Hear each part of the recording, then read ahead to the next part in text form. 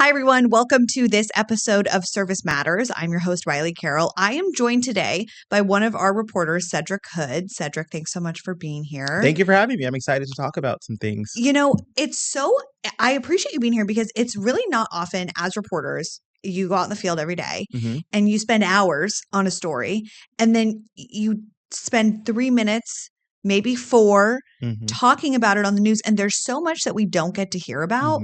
And so I just really appreciate you being here because I think that it's going to add a lot of context to a story that is particularly shocking. And so we'll just go ahead and dive into it. So yesterday, Cedric, you were assigned the story, really tragic, out of Rancho Cordova. A family is dead, and it has been ruled a murder-suicide at the hands of the adult man who was in the house. 2 children are dead. A woman is dead. He is dead. And there were a lot of interesting things that kind of came out about this case. And so I kind of just want to talk through some of the basics of what happened. And then I want to get into some of the behind the scenes. I have questions about how things were handled on scene. Even the fact there's a new PIO for the Sacramento County Sheriff's Office. So this is like his first sort of introduction into this role. And it is a very big case. So I want to talk about a lot of things, but let's just start kind of with some of the facts of the case.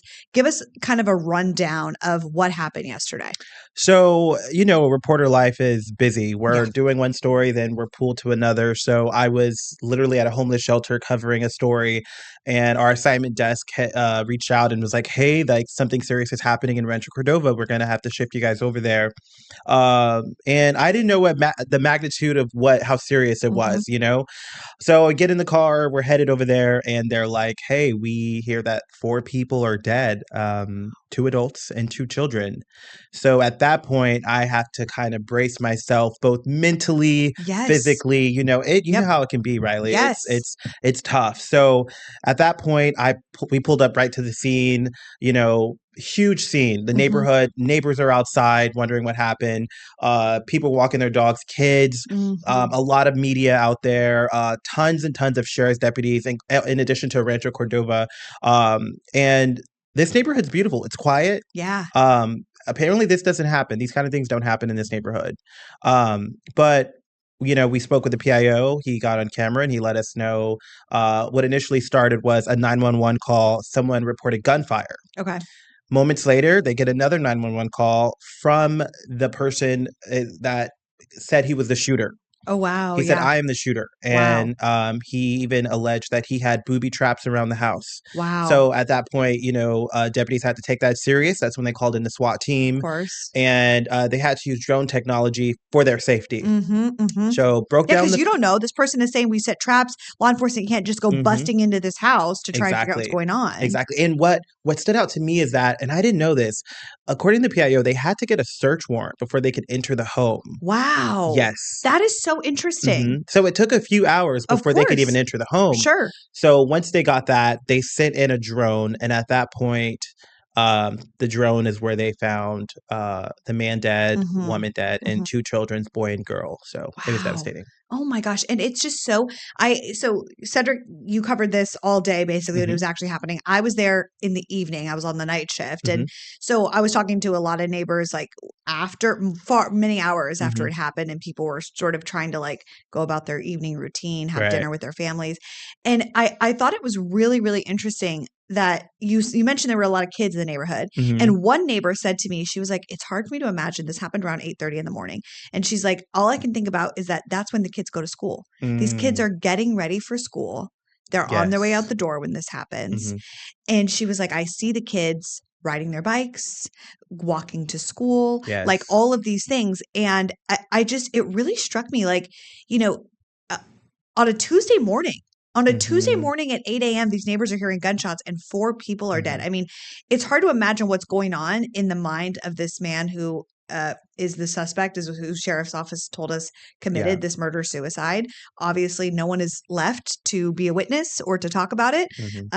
But I mean, it's hard to imagine. It's hard to imagine what is going through this person's mind. Yeah. And I think another thing that stood out to me was when the PIO was speaking, he was choking up. He was emotional. Yes. The emotions were real. Yes. Like, he told us that, he's a father, he has a family. So to cover something like this was very, he was saddened. He was very saddened by this. Yeah.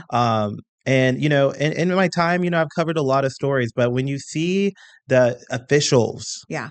tearing up and emotional, it really like hits home. It's very Yes. sad. Well, I wanted to say too, when you had briefly mentioned when you get this call that you're going to the store and you're like, okay, I kind of got to switch gears. I got to Mhm, prepare mentally, mhm, physically, like get in the right headspace.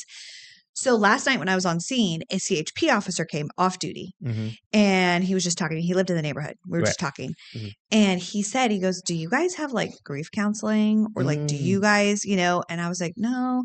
And mm-mm, he said, I'm worried about you guys. He's like, I'm worried about like PTSD mhm. when you're dealing with these sorts of stories, the same stories that law enforcement are dealing with, except for we don't have the same. Well, I obviously what they're doing is far more intense than what we're doing. Like Mhm, they're far more involved, it's more graphic, all of that, but they also have more resources mhm, and more time dedicated to making sure that they're okay after that. And it was really interesting because I truly have not thought about this as a reporter. mhm, And I'm curious what your thoughts are about it because it just when he was like, you guys need support. You guys need mhm, some kind of mental health counseling because you're dealing with these stories and then you're just going home and you're mhm. writing about it and you're going on TV and you're talking about it and then you're moving on the next day. And I had never, and this is a law enforcement officer who's been doing this for 20 years and Right. he is saying to me, like, I'm worried about you guys. What do you think about that? First of all, shout out to him Yeah. for recognizing that. Yes. I always tell people I consider ourselves, we're not first responders. I Yeah. say we're first news responders. Mm-hmm. When there's a Yes. call and we have a dispatch team, our Yes. assignment desk listens basically. Yes, it's When true. there is a fire, a Mm-hmm. murder, a car accident, all these things, we are literally arriving minutes after first responders are. And we're there at the scene. We're Yeah. seeing tears. We're seeing people emotional. Yes. We're seeing where the guns out, when Yes. it's like someone barricaded or something like Yes. that. We're seeing these things and we're doing our job at the Yep. end of the day. Yep. But I went home that night, Riley. Yeah. I'm going to be honest with you. I went home and, I have an older brother and he's married Mm-hmm. and they have 3 children. Wow. And I talked to him about it and I'm just like, hey, like today was a tough day. Like, Mm-hmm. and she's a therapist and I consider him a therapist, even though he's not, but he Yeah. gives really good advice. Sure, sure. But they told me, days like this, it's okay to take time for yourself. Yes. If they told me if I woke up this morning and it was still on my mind, take the day, take a Yeah. mental health day, Yes. do something relaxing, get your mind off things. Yes. That's very important. Yes. So that CHP officer that told you that, to an extent, if someone leans more on the sensitive end with these kind of things, Sure. absolutely seek help or Yes. talk to someone. Yeah. But I think the Sacramento market for me has been it's a small market to me. It's big, Yeah. in Yes. size, but Sure. we cover a lot of the stories. Yes. Cover a lot of the same Yeah. things. Very intertwined with the Yes, community. ma'am. Yeah. Yeah. And I feel like I prepared myself to put on this kind of helmet, this Yes. shield of like, okay, Cedric, who, what, when, where, why. Mm-hmm. Kind Yes. of take the emotions out, Yes. focus on the Yep. story. There's people watching at home that want to know what happened. Yes. So I'm just the messenger. Yes. I'm here to just do my storytelling abilities to tell them the story the best way Yes. as possible and be ethical because that's very important. 100%. I You're right. always put on my ethical helmet as well. Okay, Yes. I'm going to make sure I'm thinking about the families at home that were Yes. impacted by this. I have to be mindful of that. But seeking help, that the CHP officer you spoke with was on point with that, and that's something that reporters should talk about more, in the news industry as a whole. Yes. I think that's so true. And I love what you said about being ethical. And this is um uh something you said about thinking about the families and stuff. That's a question that I always ask myself is when I'm about to do a live report. I know it sounds really cheesy, but I always think to myself, okay, if the family is watching right now, would they feel respected by Mhm, what I'm saying? Sometimes it's not going to be what they want to hear. mhm, But as long as I'm being truthful, accurate, and respectful, they understand to a certain extent we're just doing our job. But I want to ask you another question, sort of this like behind the scenes mhm, almost when you're putting together this story. Uh, we have something in the business called like MOS, right? mhm, Like man on the street. It's where we go up to people, we approach them, and we ask them their thoughts, if they were a witness, whatever. And it's like a little bit uncomfortable, like it's socially awkward. But on a story like this, when I'm telling you, like going door to door, door knocking is what it's called. We mhm, go door to door knock on the door and ask someone in the middle of their dinner last night, hi, we're with the news. Did you happen to know this neighbor? Did you see anything? Are you willing to go on camera? To me, that personally for me takes quite a toll. I strongly dislike doing that, especially when it's a story like this, because it feels inherently disrespectful. It feels inherently strange. Absolutely. How do you deal with that in the field when you're trying to talk to neighbors or family about a situation this sensitive? Riley, that is probably the hardest part of our job. Yes, I totally agree. It's the hardest. I think it's crazy. Mm-hmm. Yeah. I've been at scenes where the family is, I'm there with my camera and my photog and my mic in hand, and the family's just finding out. We sometimes get to the scene before families figure out that they've lost a loved one. Yes. And as a journalist, you're like, okay, you can do two things, which is what I don't do, which is go up to the family during their time of grieving. That's a big no-no. Yes, I totally agree. And talking to neighbors is risky because you don't know how close they were with this neighbor. Yes. People, let them, hey, can you dox it for me? Can you go pick up my mail, my Amazon package? Like neighbors, they talk. They're friends. Of course. So I think for me, it's challenging. And I think every situation is different. I don't have like a specific routine that I do when I get MOS, but I just sometimes, you set up the camera and sometimes people just come to you. Yeah. That is the best. I'm like, okay. Yes. Thank goodness. This person's willing to talk. They're interested, But doing the door knocking, we get more no's than yeses for sure. 100%. Probably 95% no's. Yes. I got all no's last night. No one was willing to go on. People would talk with me, but they weren't willing to go on camera. Yeah. And frankly, I understand that. 100%. Yeah. Like, this is people's homes. They lived here, Yes. And it's like an inconvenience. I think yesterday I was in the car writing the story. Yeah. And it was about, I think I had to go live at 4. So this is like 3 something. Okay. Yeah. And I'm just going in, trying to make deadline. And then a school bus in the house I'm parked in front of, kid gets off. Mom, what's going on? She's like, come in the house, baby. You know what I mean? That is something that also doesn't get talked about. How do parents have those conversations with the children, having to explain? Yes. Hey, the house behind me, behind us. Those neighbor kids, they're not here anymore. Yeah. So MOS is challenging. Yes. I have no advice to any reporter about that. Yeah. It's one of those things like there is no right way to go about it. There's only your way. Totally. I feel agree. like, Yeah. Yeah. I think that's so true. I think we have a reporter here, Ro, and she's like, amazing. Just amazing at it. Like she gets incredible stories and anecdotes out of people. And I don't know what her secret sauce is. I actually would love to just observe her doing MOS I've done it. That. Oh, she's so smooth. I'm just like, I could never do that. Yeah. No, I'm too honest about I'm too apologetic immediately about it. I'm like, oh, I'm so sorry to bother you. And I know this is really awkward. I sometimes overdo that. And then it kind of makes people feel like, yeah, you're right. This is awkward. I don't want to talk to you or whatever. Right. But I feel like Ro is just good about walking the line and not being too overly apologetic and acting like it's not a big deal and whatever. But I think that, also too, it's interesting when you talk about the kid getting off the bus, it's like, these are people's real lives and they have to come home. Their kids still have homework to do. They still have dinner to put on the table, sports practice. I saw kids coming home 7:30, 8 o'clock at night with their sports bags and, they're coming home from practice. And it's like, also, sometimes people just don't have time and they just feel like, I don't know anything. Go ask someone else. And I completely understand it. I have a question for you, Riley. Yeah. If you weren't in news and something happened in your neighborhood and a reporter comes knocking on the door, what are you doing? Okay, this is so funny. Honestly, I would not talk to the news if I were not in news. Same. I wouldn't do it. Because unless it was a story that was very inconsequential, I don't know, the price of gas or something. Absolutely. Travel, whatever. If I'm at the airport and I know that you're looking for a soundbite, because we've been in that position where we are dying desperate for a soundbite from somebody, I would do it. But if it were anything remotely serious, I'm going to be totally honest, and maybe this is controversial to say, there's pretty much no advantage to going on. You get nothing out of it. You only put yourself in a potentially precarious situation.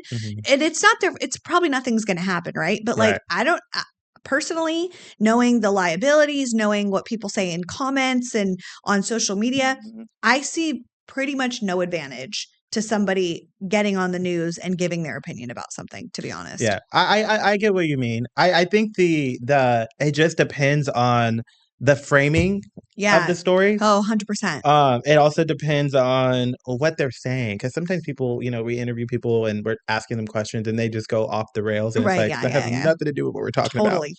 But I think sometimes people do offer meaningful, words Yes. that help our stories. Yes. But for those folks that say no, I'm like, thank you so much. I totally understand. Yes, I completely get it. Yeah, it's funny. So one of the neighbors I talked to last night, I was like, oh my gosh, like, can you please say that on camera? I was like, it was such a, like what you just said, very helpful to telling the story. He was telling me, he's like, I feel terrible about what happened. Also, we know that this man was former military. Sac Sheriff said that he potentially had access to like military equipment, which is why they were concerned about the booby traps and stuff, taking that very seriously.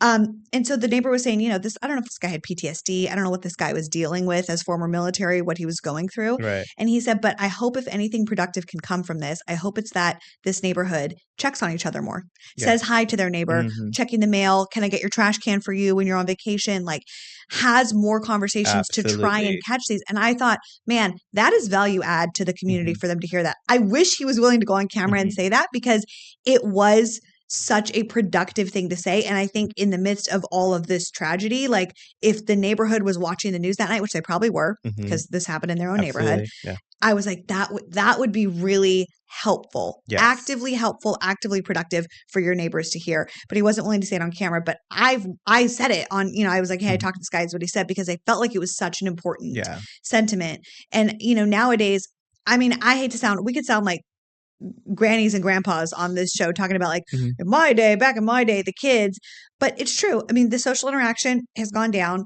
people's ability to connect with one another in real life, talk to your neighbors, block parties, all of that.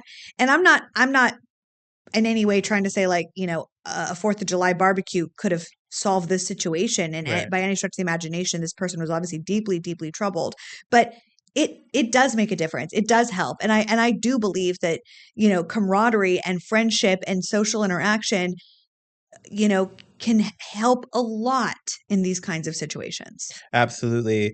Something I wanted to touch on.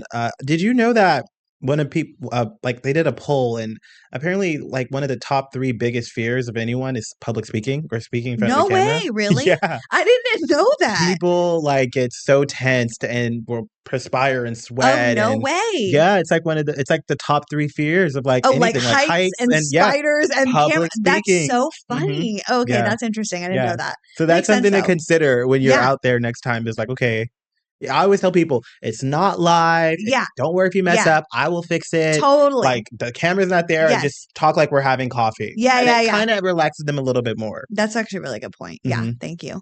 Yeah. I don't know. I just feel like it's and also too, sometimes people say things, we don't edit for a certain narrative. We only edit to make things more clear, more factual, more streamlined. We don't edit for a narrative. Absolutely. Sometimes though, when you do MOS, someone says something and that they didn't mean it, like, because you talked to them the whole time, so what their point was, and that soundbite is not representative of their point. Right. And I always tell people, if they're like, I didn't mean to say that, I'm like, this is not a gotcha moment. Like, I'm not trying to like expose you as, whatever you want to call this person. So I will try and reassure them that, if it's MOS, especially if it's like an official and we're on the record the whole time, like you got to be responsible for what you say. But if I'm just interviewing you in your neighborhood and you say something that you don't like the way that sounded, I'm going to respect that. Like, I think that that's important too, that journalists communicate that, like you said, like, this is not live. Like, I will edit this I will not make you sound dumb. That's people's biggest fears. They're like, oh, every single time, did I sound dumb? Yeah. Like, was how that did I sound? Yeah, exactly. And so directly after, they're like, oh my God, I sounded so dumb, or, oh, I look so bad. And it's like, we're not here to make anyone look dumb or bad. We're here to help tell the story the best it can be told. Right. So yeah, really interesting.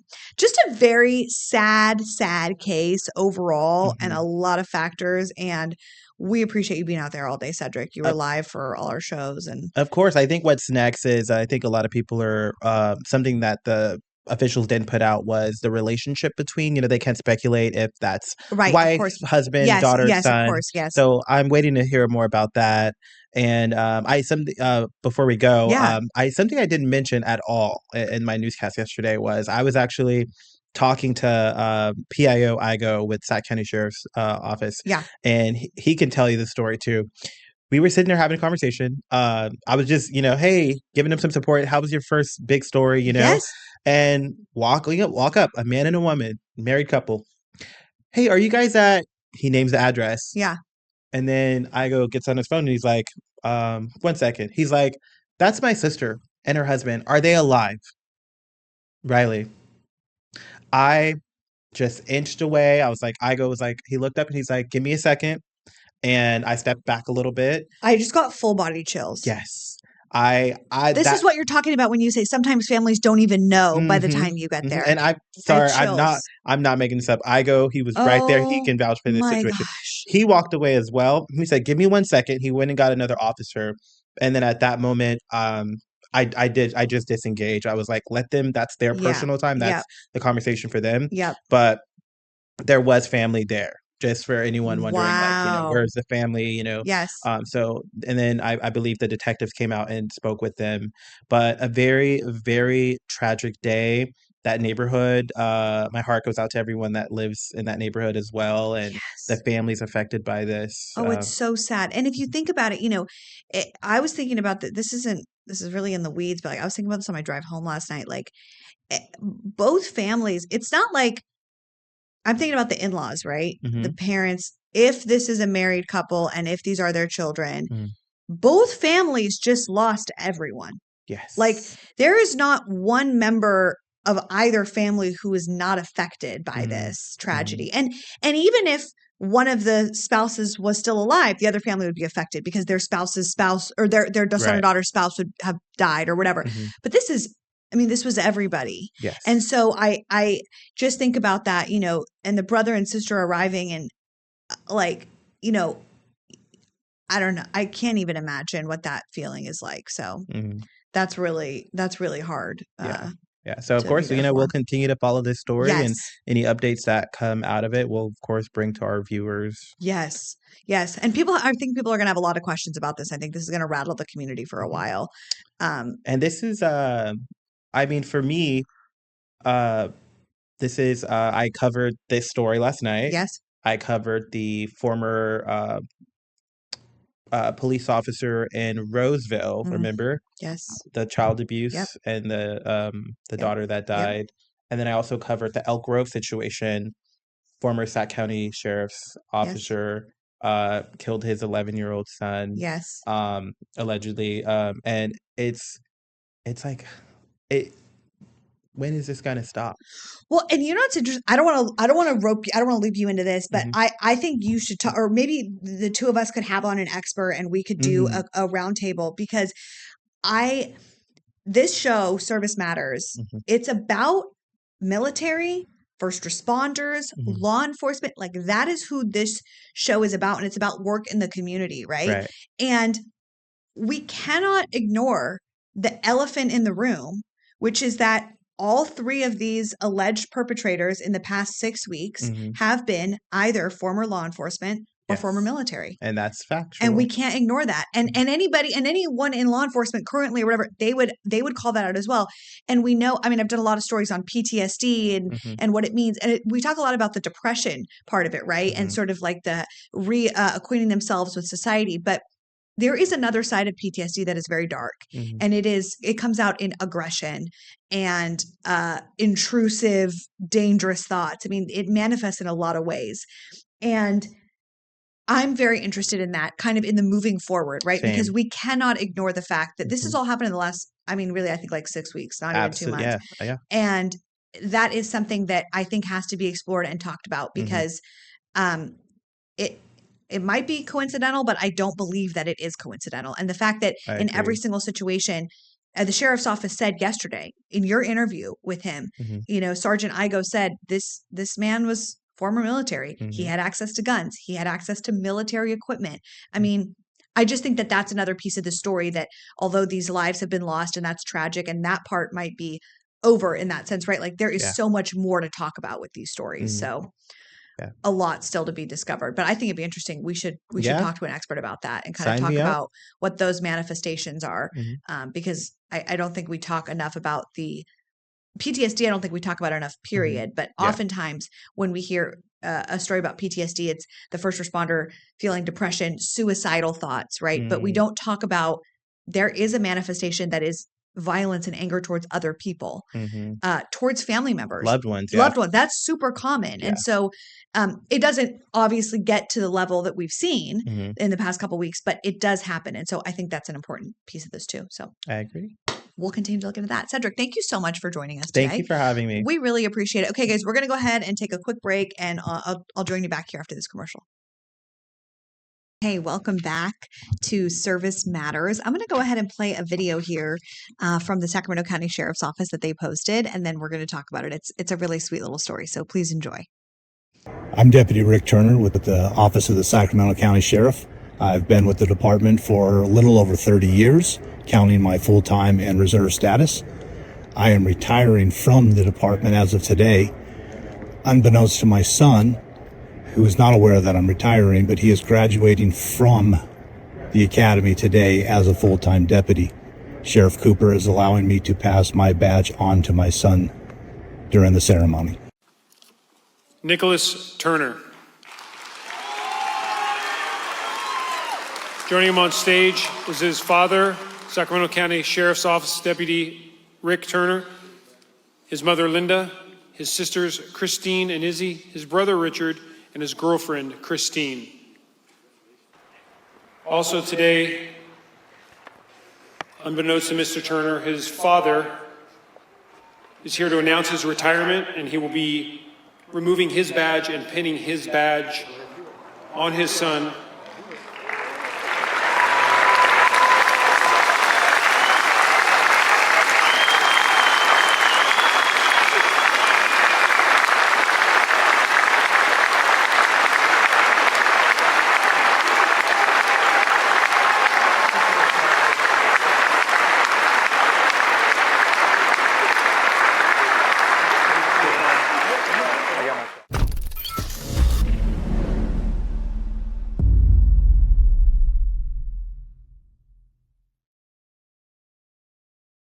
Okay, so a really cool story. Deputy Turner retiring, his grandson getting pinned officially as part of the Sacramento County Sheriff's Office.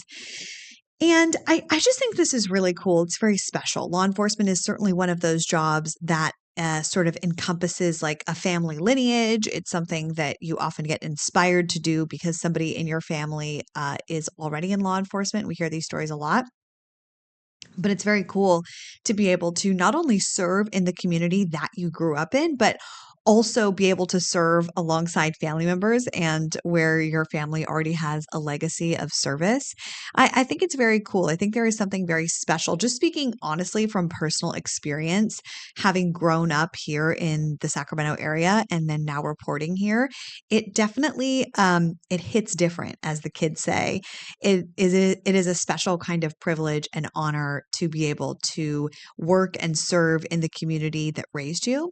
And so I can only imagine when you're a law enforcement official, how special that feels and how rewarding that feels to be able to give back in that way. And also to be able to get a firsthand look at how the community has changed, what's better, what's maybe gotten worse, where you can individually work to improve something. I think that it's all very inspiring. And I find it to be, I find it to be really, really interesting and very, very cool. And so very proud of Deputy Turner, both Deputy Turners, and very grateful to their work. And I think it's a very big inspiration and just shows like how important law enforcement is and how generational it is and how the need will always be there, even though the city may change, the needs may change, but the need for law enforcement presence, good law enforcement presence in our community will never go away. And we are very, very grateful to those who serve our community in that way and make it a priority to be able to learn and nurture those in the community. So congratulations to both Deputy Turner and Deputy R. Turner, and a very cool story. We're going to go ahead and take another quick break. And when we come back, something exciting to look forward to this weekend.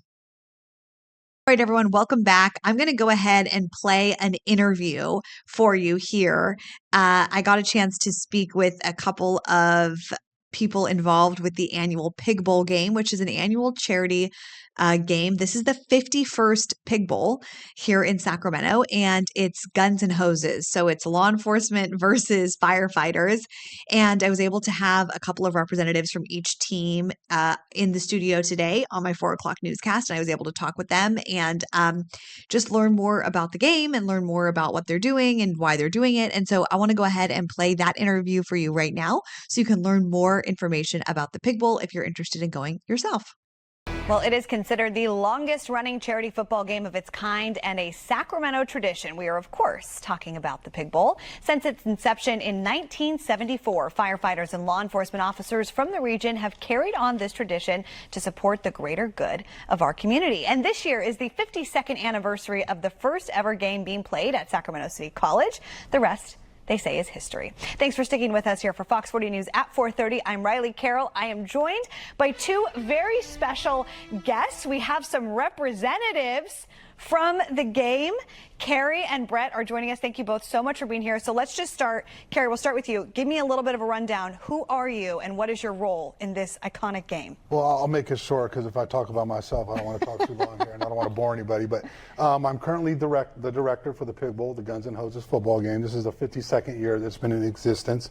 I played in 15 of the games and I'm currently in the Pig Bowl Hall of Fame.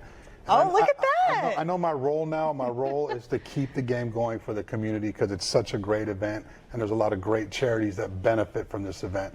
So I feel like I'm going to do everything I can to just keep the game going. I love that. And Brett, what about you? This is my third year playing on the defensive line. Nice. Originally, the idea was to go play for Law Side, but I ended up finding my passion in fire, first with Sac City and now with the United States Forest Service. And, you know, hopefully we can make this a fire win this year. That's awesome. So for those who are watching who maybe haven't heard of this, the Guns and Hoses game, give us a rundown. What is this game and what is the purpose of it?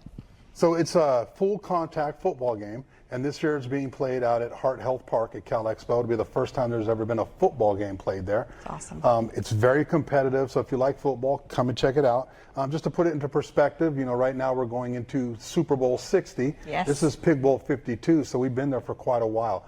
The main purpose of this game is to honor the fallen heroes from the previous year, the first responders that have died in the line of duty, sacrificing their lives for the members of our community. To date, we have honored 67 total fallen officers and first responders, and this year we're going to be honoring 4 individuals at the game before kickoff. That's That's the most important part about it. And then also at the same time, we're raising a lot of money for different charities throughout the region. And what charities are going to be benefiting from this year's game? So this year we're going to be giving to charities, for example, the Sheriff's Foundation, the Sheriff's Activities League, the Toy Project, Mothers Against Drunk Driving, the Burn Institute, and other organizations that are worthy of needing just a little bit of extra help. So obviously this game, I mean, it's been going on for over 5 decades. Tens of thousands of people come out every year. Why do you think it is that people love this game so much? What is the draw? I truly think it's because we are members of the community as well. Yeah. And football is so ingrained into our society.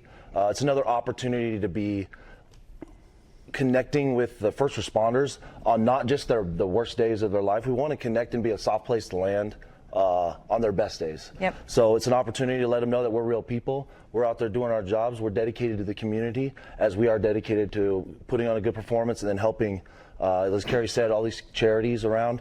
A few that we missed was the Cal Leap and then families with early autism treatment. So those are very important, near and dear to all of us. And we hopefully put on a good program for y'all. And I think that's a great question. I just want to add to that. I think it's very important that community members, people of all ages, we need more positive outcomes when we're contacting first responders, especially law enforcement. Because when law enforcement is around, it's because someone's called 911, something is wrong, someone's in distress, someone needs help. We want to see the community in a different light with a positive outcome. It's a great family event. We need everybody to come out and support their local firefighters and their local law enforcement officers. It's just a great time. I love that. I want to ask, I have to ask, Hall of Famer here, you guys. I have to get into the nitty gritty of this. Are we preparing? Are we training? Are we carbo loading the night before? Like, what is the pregame ritual here? Well, when I played, it was year-round. We would stay in shape year-round.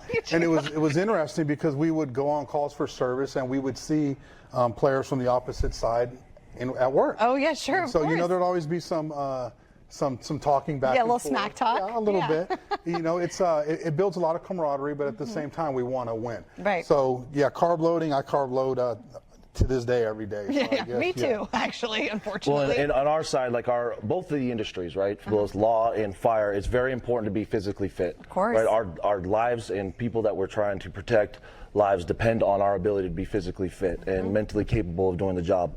But the month of January, we start January 1st, right after the holidays. We practice 4 days a week, full contact, install full offense, full defense. So I really want to thank all the coaches and people behind the scenes that are putting their the community first and foremost, Yes. putting on this event.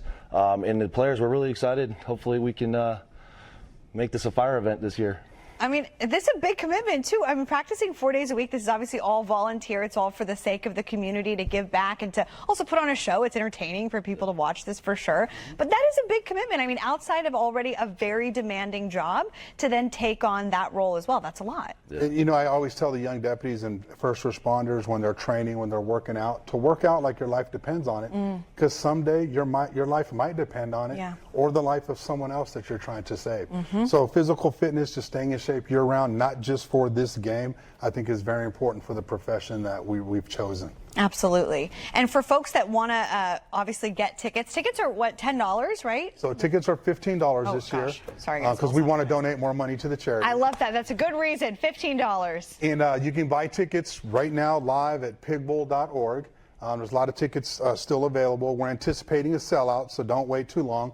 But it's going to be a blast. I mean, I was out at Cal Expo this morning out at Heart Health Park. We've turned the soccer field into a football field. It is absolutely beautiful. So come check out, support the local first responders, and just, you know, come out and meet us and have a good time. Do you guys do like signing autographs after the game? Do little fans? Are we going to get any interaction? Yeah, there's excited fans because after the game, all sides kind of congregate on the field, and we get an opportunity to like say hi to everybody, and then we become friends again with the law side, and then all our family gets to run around and you sign autographs.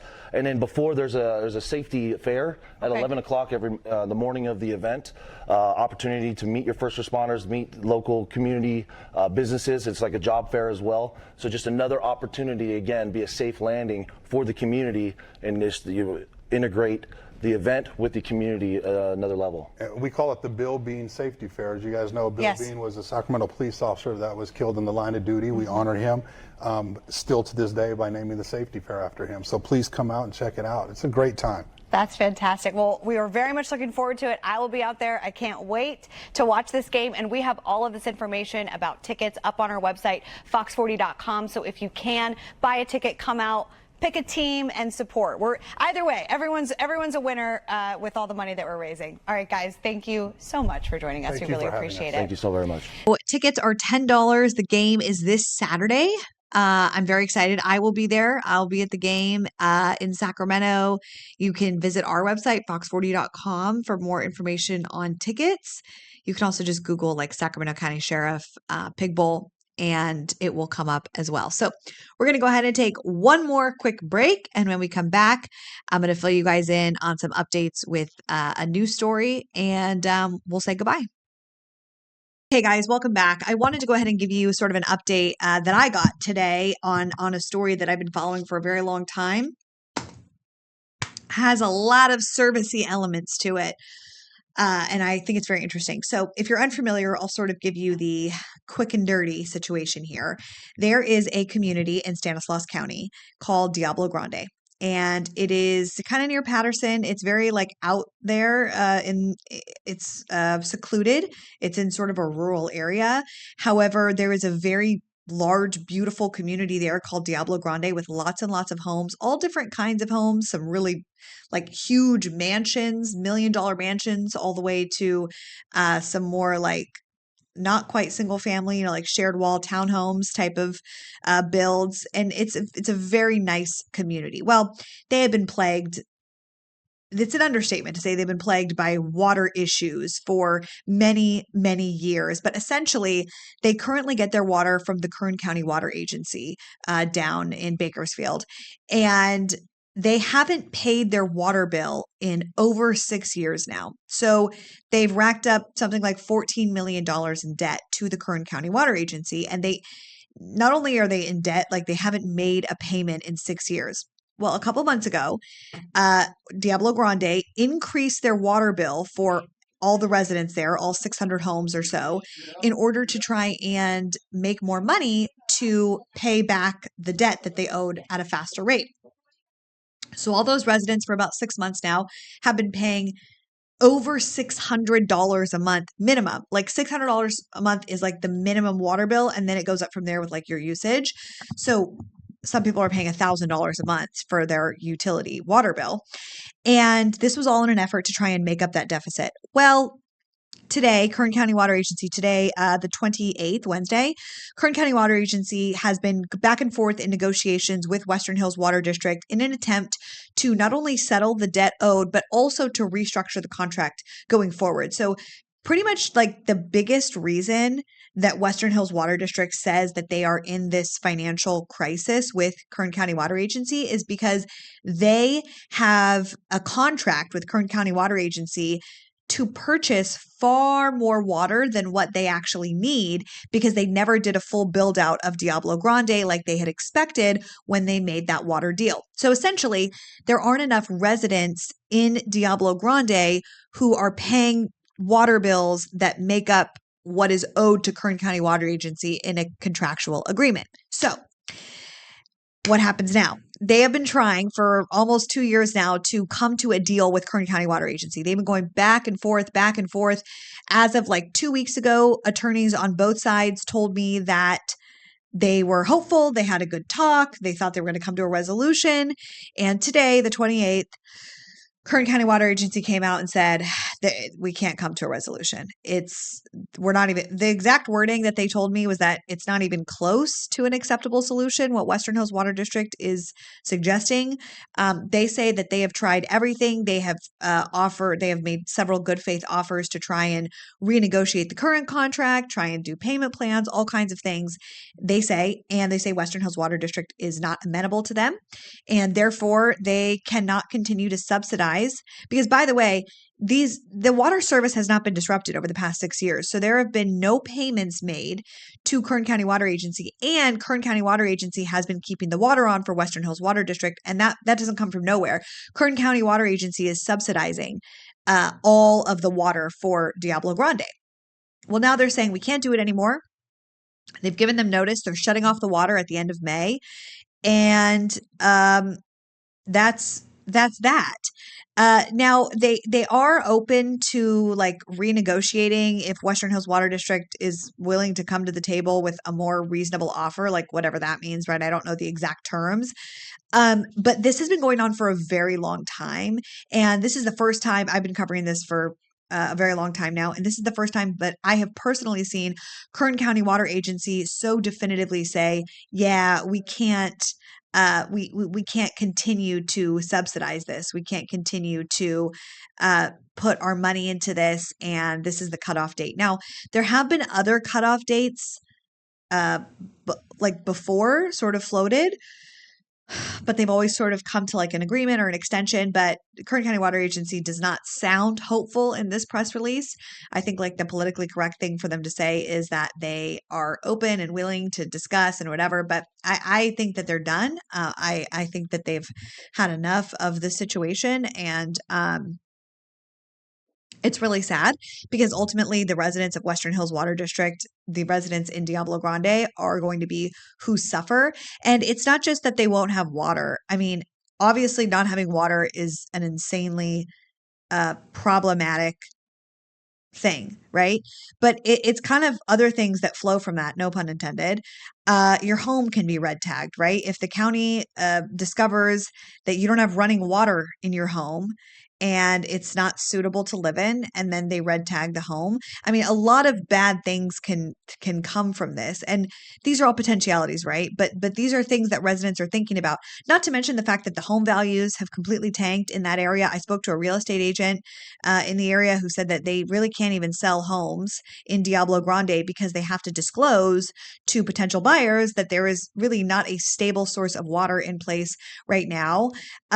And the county, so I reached out to the county today, Stanislaus County, and I haven't heard back from them yet, but they've been, very helpful throughout these past couple of years, trying to not only help me understand what's going on, but also kind of help give me context and also answer the big question, like, why is the county not stepping in? Why is the state not stepping in? I've asked the state, I've asked the county, I've asked all kinds of people. And essentially, up until this point, it has been a private matter. It's been a financial dispute between Kern County Water Agency and Western Hills Water District, and that's not really something that the county steps in on or has an opinion on or gets involved in.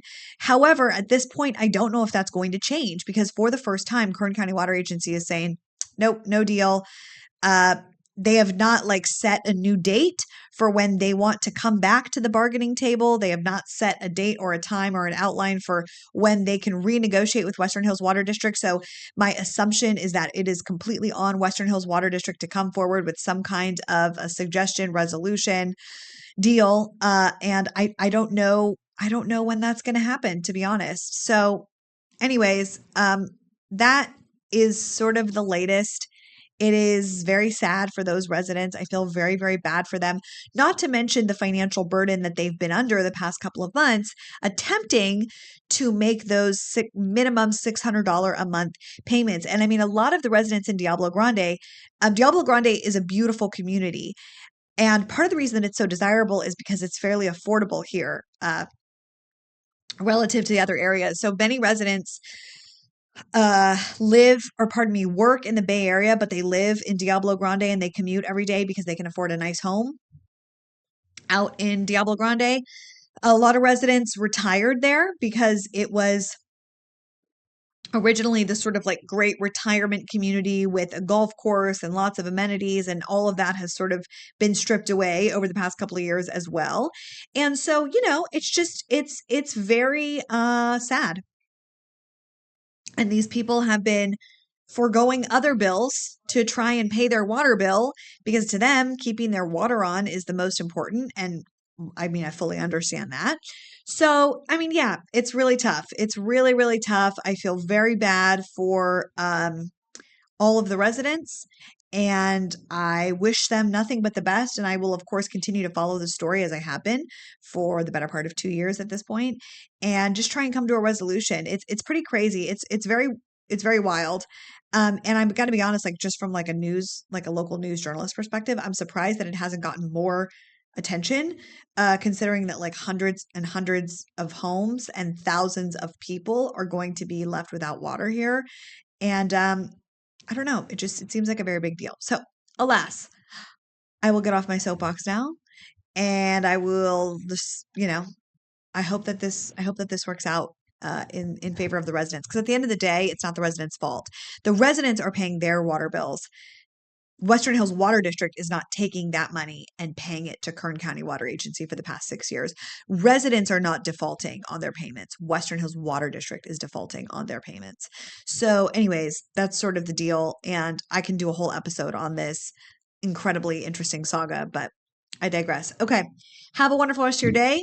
Enjoy, and I will see you next week on Service Matters.